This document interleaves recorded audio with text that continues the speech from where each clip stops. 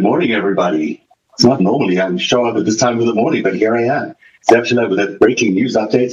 Malcolm Nance has been kind enough to join us this morning, former U.S. Navy, political analyst, intelligence guy from U.S. Navy. Good morning. I bet you this is not too early for you. No, I'm up at 3:30 every morning. I've seen a lot of news go by about this Iran war, and none of it really has been that surprising. Bibi Netanyahu on 60 Minutes yesterday endorsing not only further attacks on the nuclear sites in Iran, but he's also saying that they're in the planning stages. They're already talking to each other about how they're going to execute this. And then on top of that, he's also suggesting that U.S. ground troops should be involved in this assault, which is all too much for my mind to take, because you would think after the licking we've just gotten, this wouldn't be happening. Is Iran over? And if it isn't, who will decide when it is?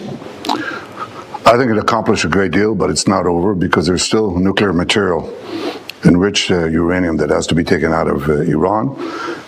There's still enrichment sites that have to be dismantled. There are still proxies that Iran supports. There are ballistic missiles that they still want to produce. Now, we've degraded a lot of it, but all of that is still there, and there's work to be done. How do you envision the highly enriched uranium will be removed from Iran? You go in and you take it out. With what? Special forces from Israel? Special forces from the United States? Well, I'm not going to talk about military means, but what President Trump has said to me, I want to go in there. And I think it can be done physically. That's not the problem. If you have an agreement and you go in and you take it out, why not? That's the best way. What if there isn't an agreement? Can it be taken out by force? Well, you're going to ask me these questions. I'm going to dodge them because I'm not going to talk about our military possibilities, plans, or anything of the kind. And I'm just trying to get at how long is it going to take to achieve that aim? I'm not going to give a timetable to it, but I'm going to say that's a terrifically important. This has been Netanyahu's shtick. I'm 64 years old since I was in my 20s. Benjamin Netanyahu has been saying this very thing, that Iran is an immediate, imminent nuclear threat, that we have to deal with it harshly. And now he's gotten 2 wars with Iran. Last year's what they called the 12-day war, which I find laughable because we did not achieve any of our goals in that war. Donald Trump said these strikes, which we planned 40 years for, we built an entire class of weapons strictly for this type of attack. And we did it. And it did not yield what we wanted, to the point where we went to full-scale war again this year. There is nothing in the U.S. Armed Forces inventory except atomic bombs that we have not used on Iran. We have used everything we have, every category of weapon, offensive and defensive, has been used against Iran. We've used almost half of the weapon systems we would need to protect Asia from a China offensive. We're literally emptied out our pockets. And here we still have Benjamin Netanyahu essentially saying that that Israel and the United States, admitting that they didn't achieve any of their goals: ballistic missile production, ballistic missile launches, nuclear materials, which we know are trapped underground, but the Iranians are digging out, and support for the proxy states, which is Iraq, Yemen, and Lebanon, right? Hezbollah in Lebanon. Then what exactly has happened this last 75 days? And what has happened is we gave him his fantasy twice and have shown that they have been living in an alternate reality where military campaigns and force always succeed and dominate if you use high technology. From the U.S. intelligence community perspective, which is where I come from, I fought this battle in the 1980s. We fought the Iranians in the 80s. And the first thing we knew was the Strait of Hormuz would close. And believe it or not, at the height of the Iran-Iraq War and Operation Earnest Will and the fighting with Iran, the Strait of Hormuz never closed, not one day, until February 28th of this year when we attacked Iran. So bottom line is this: Israel is trying to put us, not Israel, let me rephrase that. Netanyahu is trying to put America into a new box for a third phase of this war, where the United States either invades Iran, whether it's small forces that are in a focused mission to seize the nuclear materials, the underground ballistic missile centers, or he's campaigning for a full-scale invasion. But here's what you don't hear. You don't hear him saying Israel will take the Israeli army across Syria, across Iraq, right, and into Iran to support this operation. Now, he's admitting in this clip only America's situation is far more depleted than it was before. It was made by Kelly yesterday, Senator Kelly, on the morning news rounds. We just don't have the ammunition to go at this again. It's certainly not without weakening, as you pointed out, our deterrence in China. Yeah, well, so much for America first. I mean, this is all America alone, right, to carry out an imperialistic campaign. I'm not using these phrases because I'm an opponent of Trump. I'm using these phrases. If this were Burkina Faso or Mali, I would be using these exact phrases on a president who clearly has a mental incapacity, right? That between point A and point B, foreign policy is his mental illness. And he doesn't seem to have planned out any of this in advance. Here's a good example, Zev. As you recall, about almost 2 months ago, the USS Boxer Amphibious Readiness Group was ordered to the Persian Gulf. They left San Diego early. They bought an additional 2,500 Marines, 3 more amphibious ships, including an amphibious aircraft and helicopter carrier that was supposed to join the USS Tripoli Amphibious Readiness Group. That ship was diverted a month ago and is still in Japan, that Amphibious Readiness Group, which indicated to us analysts that Trump had canceled all of his plans to land forces in the Strait of Hormuz Islands and Karg Island. The 3,000 airborne troops that are somewhere that are split between Jordan and Israel, that's where they're all based out of, who were supposed to be prepared for this incredible mission to jump into Iran and seize the nuclear weapons facilities, and then do what?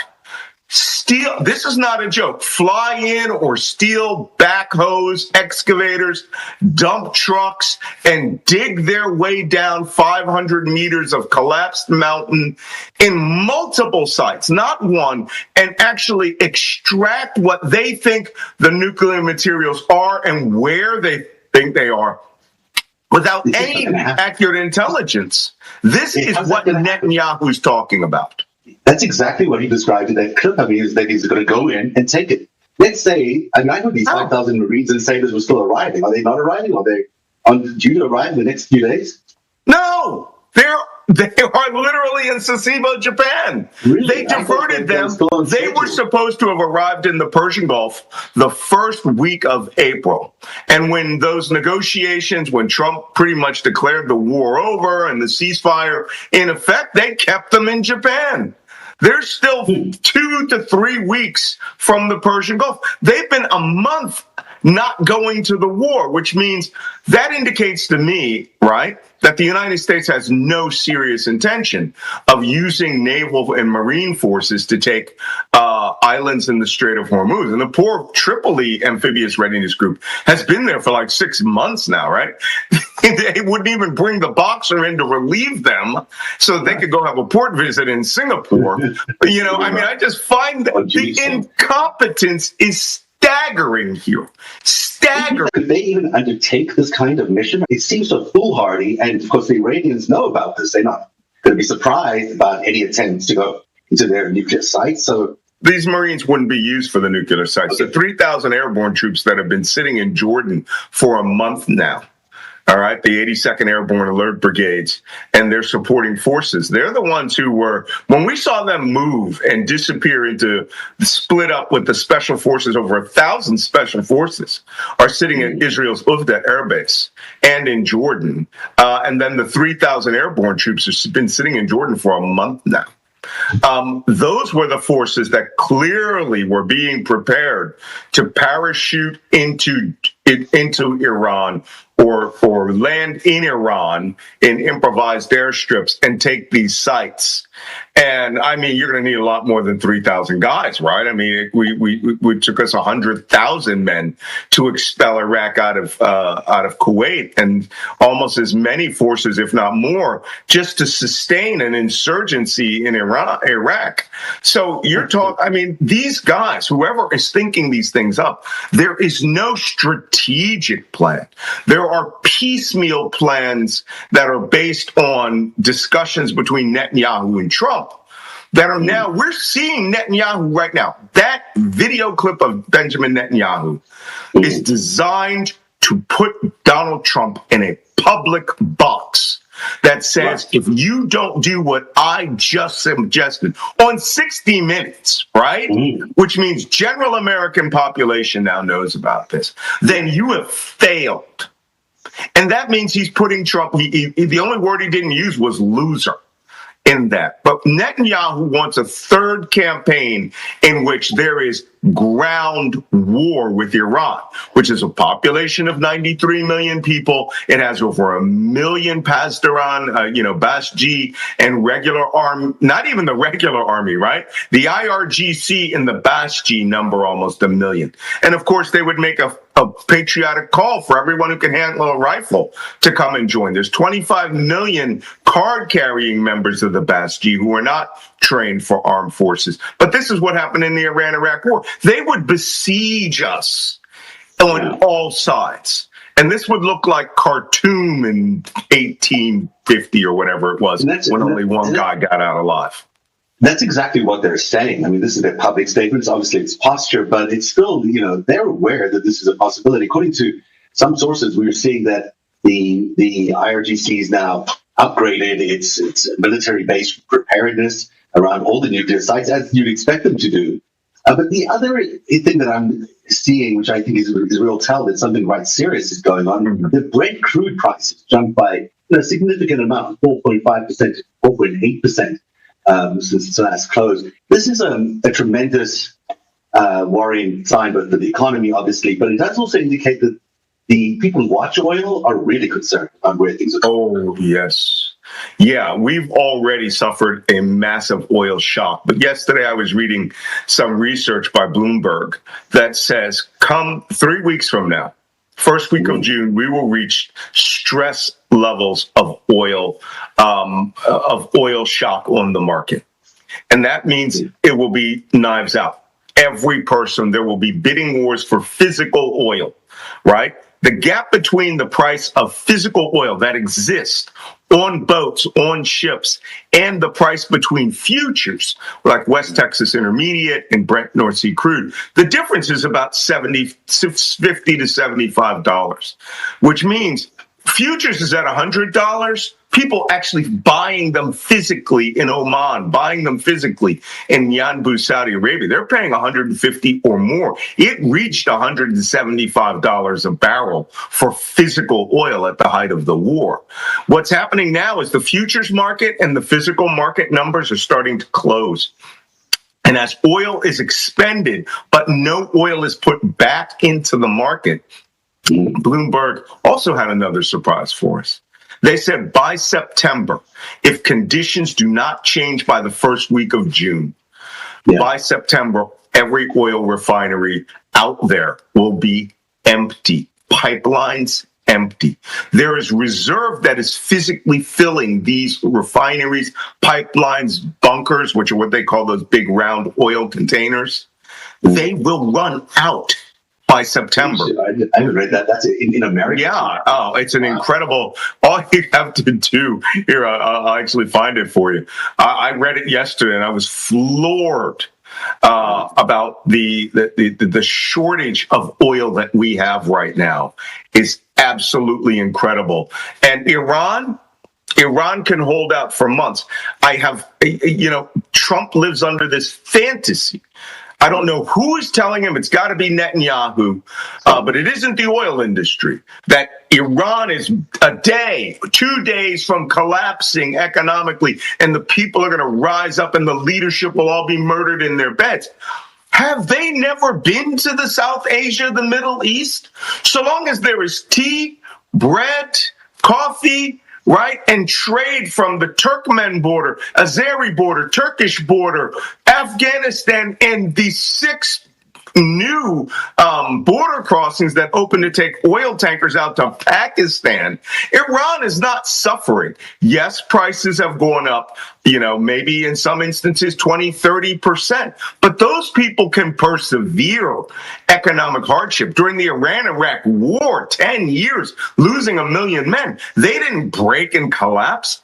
Trump and his Western advisors who are ignorant of cultural intelligence, which is what I provide, right? I lived in the Middle East almost 40 years. I've worked and lived in the Middle East. I speak the languages, and I know they'll just have another cup of tea, and they will wait for our economy to break, which could break in a matter of the global economy could go into complete recession in the next 3 weeks to a month. And Absolutely. Trump doesn't believe in any of that. He thinks his blockade has cut Iran off from everything. Well, did you know traffic between Dubai Creek, which is what they call Dubai Harbor, in Iran is doubled? I mean, anyone who can sell anything to Iran is selling basic commodities to Iran. Trump seems to think that oil is going to disappear out from the oil fields of Iran, or natural gas fields will disappear. And what Netanyahu wants is a completely different agenda from what we want. Netanyahu wants Iran in full-scale societal collapse, because he feels if they're fighting a civil war amongst each other, they won't It's threaten not each going to other. happen. It's not going to happen. I mean, It's you not can't see going to that happen. exciting. It's fantasy baseball. Bubbling uprising happening anywhere, no matter how many times they suggest it happens. It's just not happening. Zev, these people are Shia Muslims. Okay? I've been to the shrine of Ali and Imam Hussein in Karbala. I've seen them hurt themselves in order to feel the pain of the death of Ali and the assassination of Ali and the death of Hussein. They literally pound their chests like this as part of their societal protest. I've seen men flail themselves with razors. He just doesn't understand. They are not Americans. They are not Westerners. They don't behave like us. They don't think like us.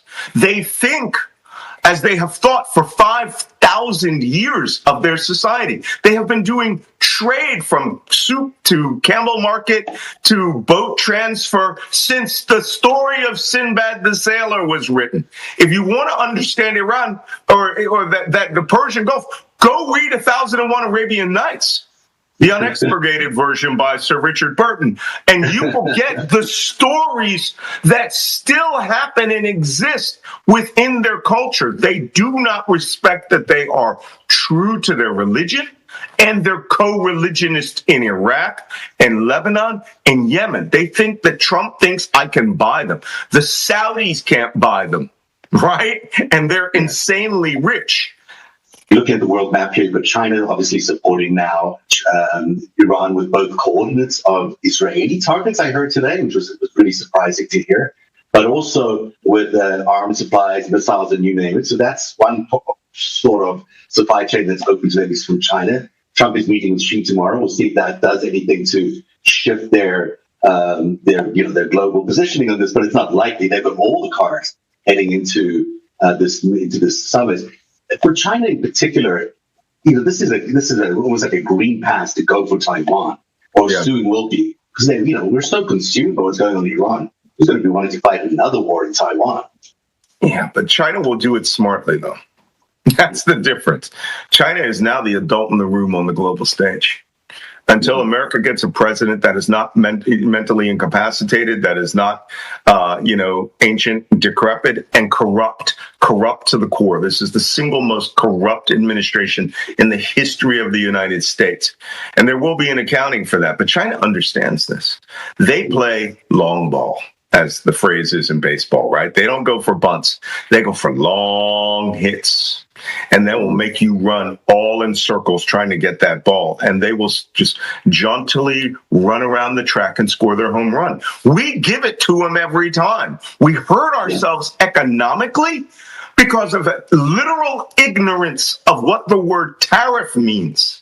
Literal ignorance. or blind devotion to a man that who is stealing from the American public. China sits back and goes, I never thought I would see the United States act like, the communists in the great cultural revolution and eat themselves alive, right? Yeah, they are as corrupt as anyone, well, here's the funny thing, right? They're as corrupt as Mao Zedong said, right? Maoism is Chinese Marxism of the farmer, of not the proletariat. And they just sit back and they watch America, and they see that this decentralized government that is trying to be a totalitarian dictatorship just can't get its act together because democracy refuses to comply.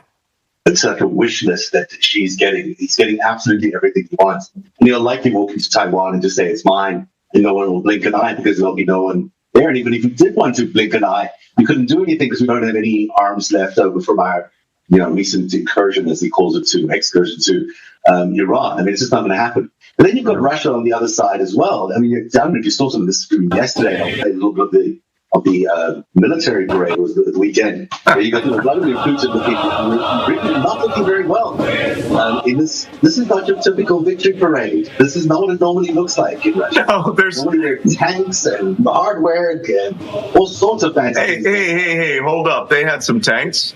They had some T-34s from World War II. And those may have been part of the tanks that were sent back by Laos in 2022 when they asked for military equipment to be returned to Russia that had been loaned. I'm not joking. They probably just, these are the ones they couldn't actually retrofit to send into Ukraine, the ones they had left over. Putin shows up and he does not look well. You're looking at all the armored vehicles that showed up for the parade, by the way, right there. Not joking. It was, they had more bands than they had everything. And the airplanes that flew over were CGI, were AI. Are you serious? Yeah. So is it true that Putin actually asked Trump to ask Zelensky not to bomb this thing because now the drones from Ukraine can reach Red Square and he was worried about that? Is that an actual true assessment? Yes, it's absolutely true. And drones in Ukraine can not only reach Red Square, they can reach far past Red Square. They have bombed St. Petersburg and Murmansk with drones. And this is all based on, a comment that people had been making the week before this, the May 9th parade, that the Ukrainians were intending to participate in the parade. And so Putin asked Trump to ask Zelensky not to interrupt the parade. And there's a video of Zelensky signing the decree, which I love, of stating that the Ukrainian armed forces will not strike within these 4 coordinates, right? And the 4 coordinates are a literal box around Red Square. And the Ukrainian army was free to strike anywhere else during the 72-hour ceasefire. Moscow is best to beg Ukraine not to attack them. He looks like he's on his last legs. Maybe he's just been in a bunker for a while and hasn't seen the sun. Yeah, that looks like the real Putin. You could always tell the other handler, the other body doubles. You see them all the time. But I have to tell you, I think he does live in his little Fuhrer bunker. And this is what happens when you have dictators, right? Trump himself is trying to get $1 billion to build a Fuhrer bunker, someplace that he can hide in the White House in case there's a real attack, And this is just utterly amazing that Moscow can't even celebrate its own parade. I think this is a defining moment of the war. When I served in the Ukrainian army, I said very early on, I didn't think the war could go another 3 years. I was wrong, but because Moscow put up the bodies, right?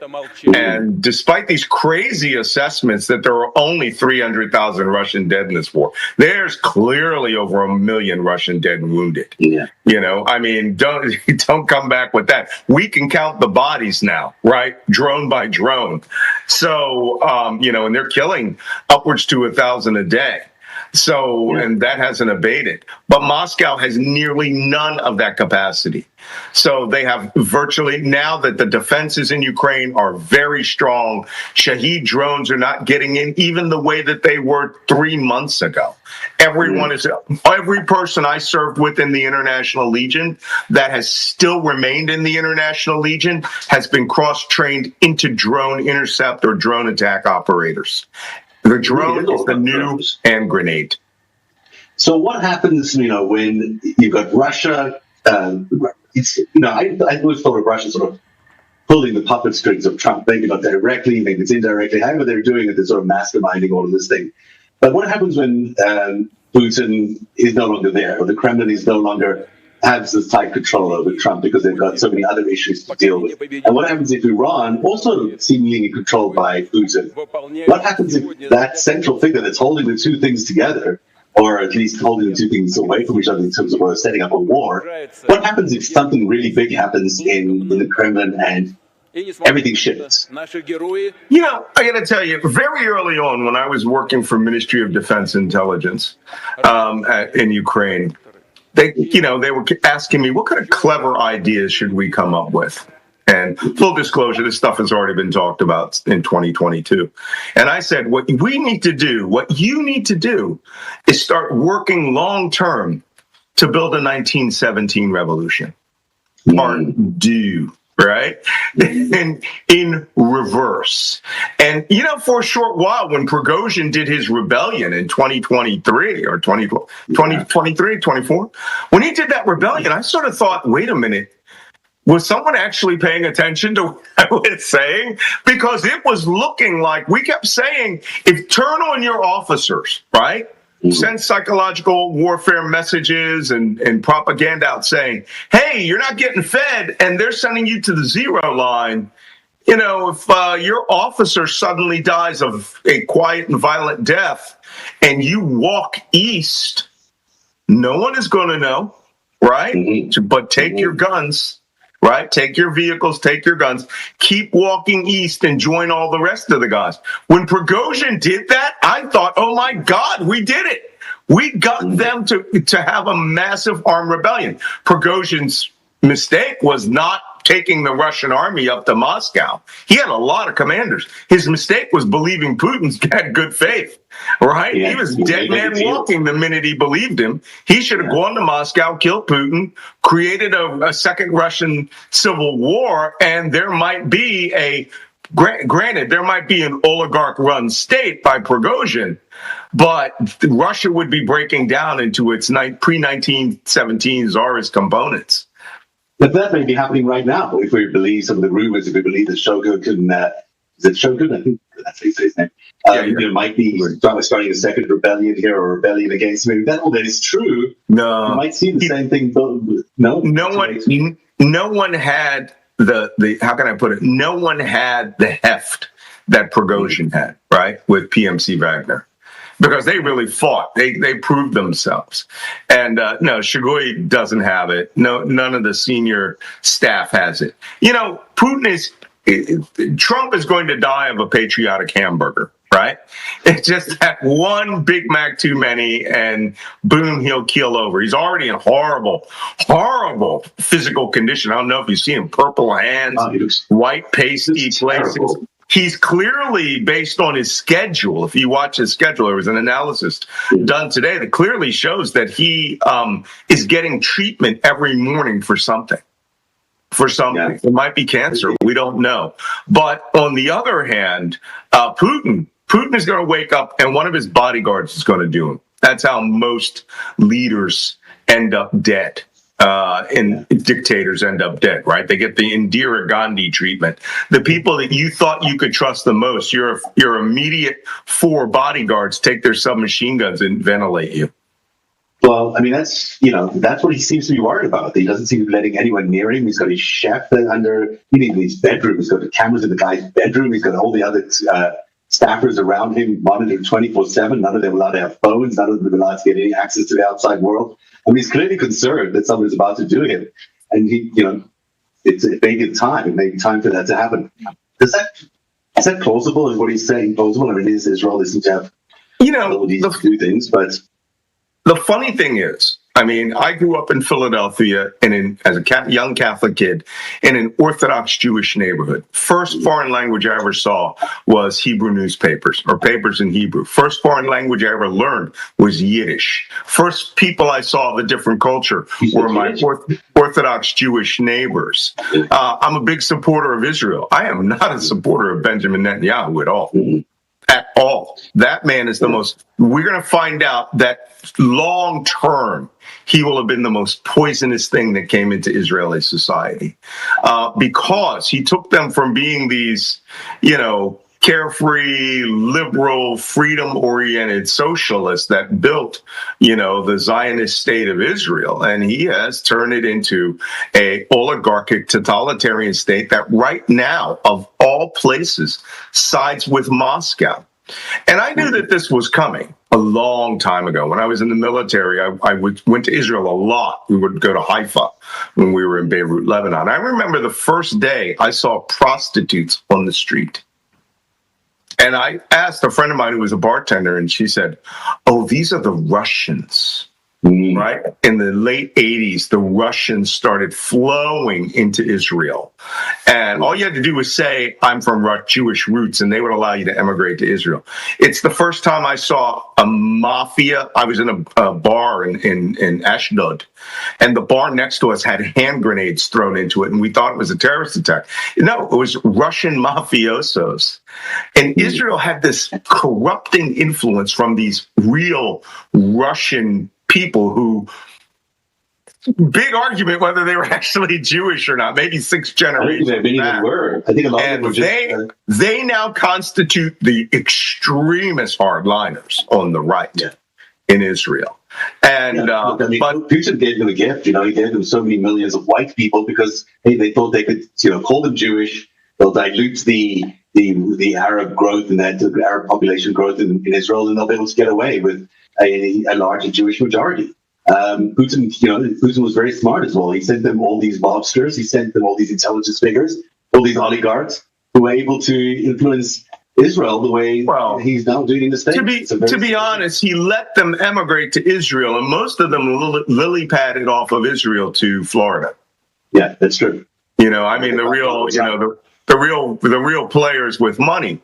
The average Israeli does not like what they're seeing. I was there a year ago, and I spent almost a month and a half in Israel. And a fascinating place, a place that I really wish could return back to what it was. But now Netanyahu's attitude is this: one, to stay out of jail, he has to be like Trump. He has to be this avenging angel that every slight that was ever done against Israel and Judaism. But to go use social media to go after anyone that says anything negative about Israel, that's not anti-Semitic. Okay? No. Anti-Semitic is to go against people for the very fact that they are Jews or Muslims. And so realistic that you're going to get, if you're prosecuting this war around the world and you're telling the United States what to do and wiping out the entire slots of population in Gaza and wherever, maybe you are due for some criticism as the Jewish state because you're Jewish and you're doing these things. I mean, I'm Jewish, it's difficult for me to say that, but you can't actually divorce all of it from the Judaism part of it. It is part of it. It's awful what's going on. Most Israelis will tell you that they completely disagree with what's happening and that the last few years under this war have been horrible. Living in bunkers day in and day out and having to deal with all those kinds of situations of air raid sirens. All this is an awful way to grow up and for kids, and an awful way for parents to deal with that stuff. It is a Jewish thing too. And it's part of the situation. I'm not saying that means Jewish people are awful. I'm saying, this is a Jewish state. And in some regards, there's some responsibility for all Jews around the world to be standing up and making a stand where it matters. Because I do think this Iran thing is going to be an issue in November that is going to make people really find themselves divided between whether they support Israel and Trump, or the Democrats are going to have to force themselves into an anti-Israel position, which maybe they need to be, but that's really going to divide our I don't electorate. think. Look, 69% of Jews voted for Kamala Harris. in the United States. And nothing upsets Netanyahu and Trump more than that. I think Trump actually called them like essentially race traitors or religion traitors. And Netanyahu, of course, just considers them a bunch of radical communists. But I think he's more afraid of the fact that as they hold out those values, right, of humanity and culture and consideration, certainly in the wake of the Holocaust. I mean, I've been to Auschwitz twice. I've been to Dachau 5 times. I've been to Yad Vashem, twice. I still don't like what Netanyahu's doing to people, right? As opposed to the average person, average Jewish person can understand the counterterrorism aspect of it. Not me. 40 years in counterterrorism. Kill terrorists, no problem. But some of the strategy that's happening now, like Iran, it's clearly designed to throw Iran into civil war. His campaign where he's advocating for Trump to destroy every power plant in the country and put them into darkness. The purpose of that is to allow clandestine cells to receive weapons, to have opposition groups, to create pain and hurt on the society. But that almost ignores the fact that they as people of religion, whether if they're Kurdish, Zoroastrian, Yazid, or Shia Muslim, Sunni Muslim, you're just still inflicting hardship on people. And they will not say, oh, we surrender to Israel in the United States because you blew up our power plants. I'm certain every person in Israeli intelligence is telling him this, because I worked with the Israelis, the guys who were on the ground, like the young women who saw October 7th coming, the communications intercept operators like me who were going, hey, these guys are practicing to storm the 3 kibbutzes past us. Nahalos.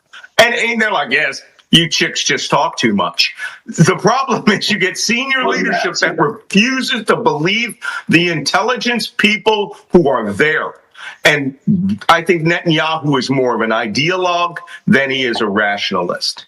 He wants to hear how we can drop bombs, but he doesn't want to hear how it won't work. And if you were talking to Donald Trump today, this is the last question, I promise.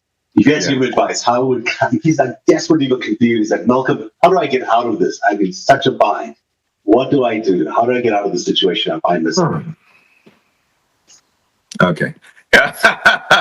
Shy of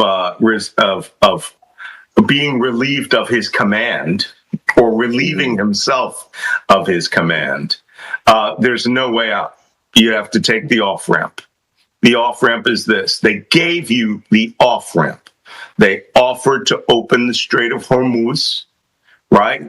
Give them the 12 years. Take the JCPOA +2, which is the exact thing Obama got, +2 years. Call it the Trump victory agreement, right?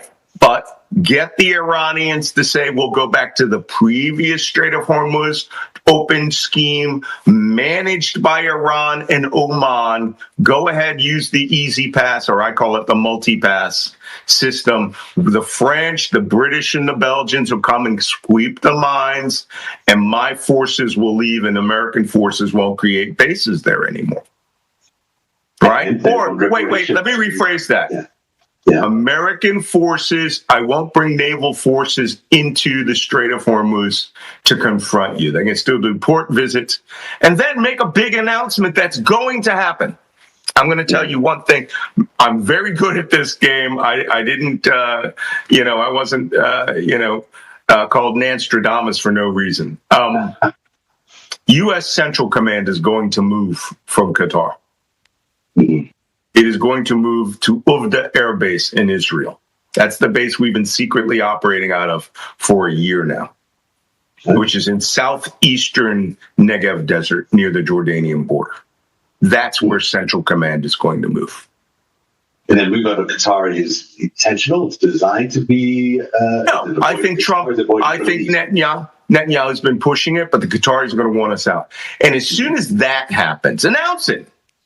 The Iranians can say, we got America out of there. Now, Camp Bueling in Kuwait will stay. Ali Selam Air Base will stay. Dhafra in the United Arab Emirates, you're never getting them out. Just move those forces back to Israel and Jordan, and the Iranians can feel like they've gotten something. And then the SOH can reopen. And you can say, we did it. We got the Strait of Hormuz open, even though we closed it on February 28th. Wow, that would be an incredible thing. That's Nostradamus, Malcolm Nance, able to predict all sorts of brilliant things. And thank you very much for being here at this early hour. Early for me at least. Everyone should check out your very, very brilliant Substack and your show that you do with Jacob Carswell every day at 9 o'clock. And who's the third guy? Gets his name. I'm getting. Wajia Lion. Wajia Lion. You do a great job. Tell us about that show. Tell people where they can find it, and also how they can find your Substack. Yeah, on YouTube, I have the Black Man Spy podcast, where all of these Substack daily intelligence analyses are uploaded. But if you want to watch it live every morning, 9 a.m. on Substack, it's called the Black Man Spy U.S.-Iran Warcast. And we're on our 75th day because the war hasn't ended. And I have Jacob Carsbo, who's a Danish intelligence officer. He's a Middle East expert, who I met when we were doing the Greenland mission. Don't even. Yeah. And Wajia Lion, Wajia the Gay Lion, is a Saudi dissident who lives in Minneapolis, Minnesota, with his spouse, his husband, and he is a Saudi Gulf states geopolitical expert. He really comes through on the culture and the intelligence. And the three of us have this really fun atmosphere because we brief. We like to say this is what happens behind the cipher locked door, right? Mm-hmm. Morning briefings are funny. We make jokes about the subject matter that we do, but we exchange intelligence so that everyone in the room is fully aware of what's going on for the next 24 hours. And yeah, it's a real intelligence brief because we go section by section, right? Awesome. Oil, death, significant activities, individual nations, activities. And if you constantly watch, what we do is sorry, like all real intelligence operatives, it's the one. Like all real intelligence operatives, you get a base of knowledge over 75 days. Our people who watch are very knowledgeable now because they've seen every little bit every day over and over and over and over again, and they can notice disruptions in patterns. Thanks for being here, Malcolm. It's great to see you.